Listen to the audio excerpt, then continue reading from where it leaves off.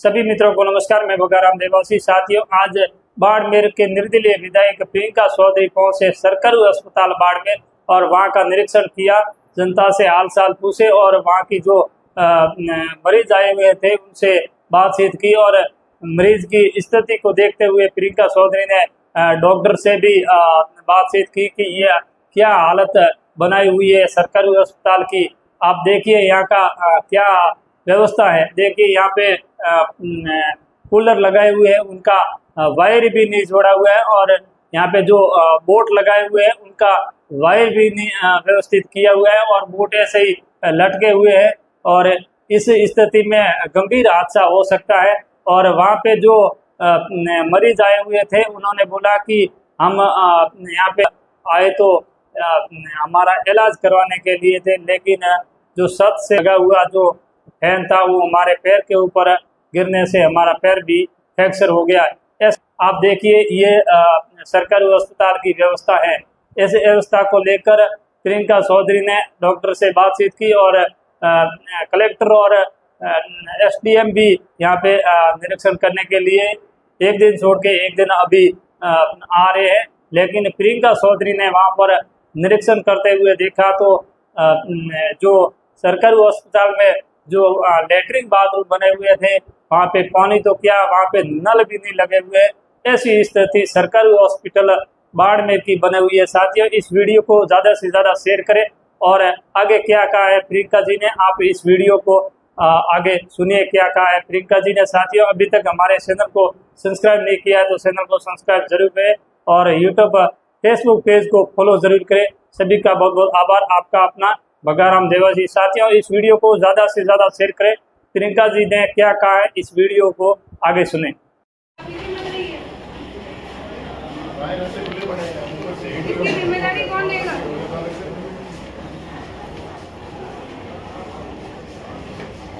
PM साहब की होगी होगी किसी बुलाओ, आप बुलाओ पीएम साहब की किसी होगी होगी।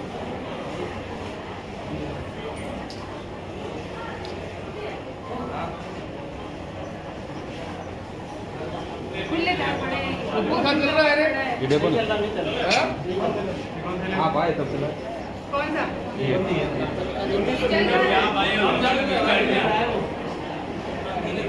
चल नहीं रहा है, उसकी क्या आवाज चल नहीं रहा है।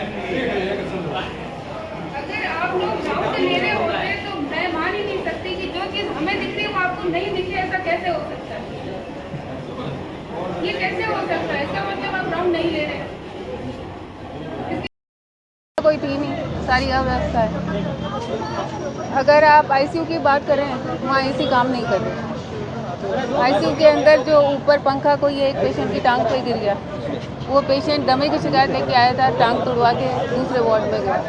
पेशेंट अपने घर से फैन लेके साथ में आईसीयू के अंदर आ रहा है। इस गर्मी के अंदर जहाँ इंसान गर्मी से पीड़ित होकर, गर्मी के कारण बीमार होकर आईसीयू में एडमिट हो रहा है, वहाँ पर भी एसी काम नहीं कर रहा।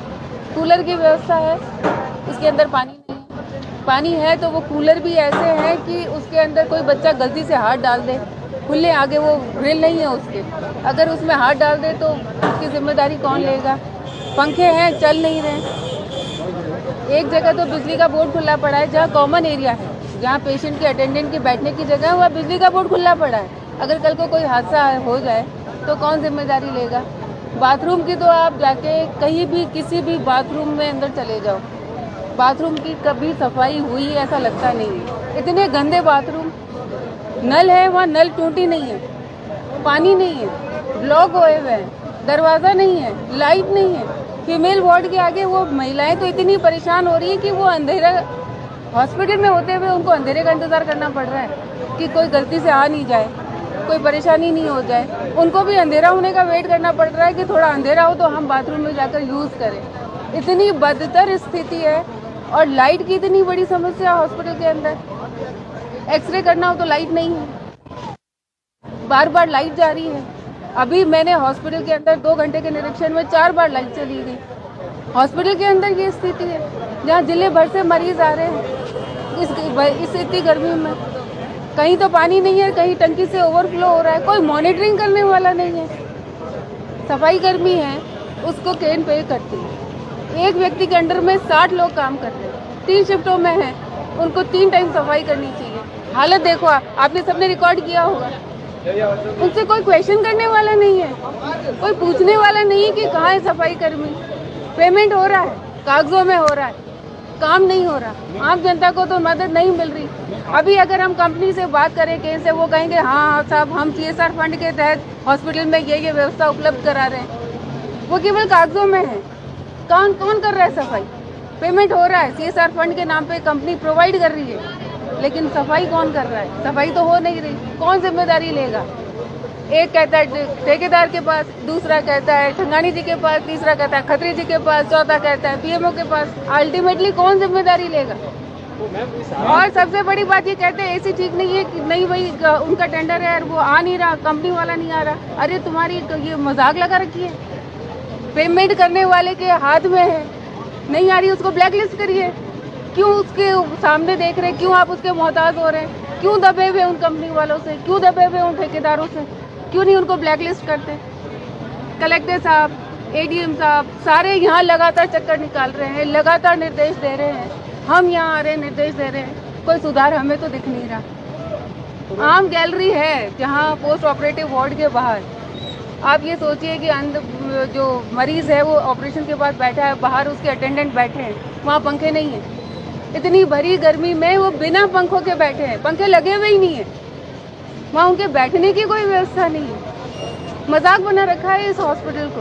आपने भी 2 बार दौरा किया है, कलेक्टर ADM भी दौरा कर चुके हैं, उसके बाद भी अगर व्यवस्था सही नहीं तो क्या किया जाएगा? क्या वजह है? देखिए ये बहुत ही चिंताजनक स्थिति है और हमने संज्ञान में कलेक्टर साहब के भी बातें आई हैं, मंत्री जी से भी अभी VC चल रही है। मेरा प्रयास ये है कि मैं उसी VC में अभी जाऊं, उनसे बात रखूं।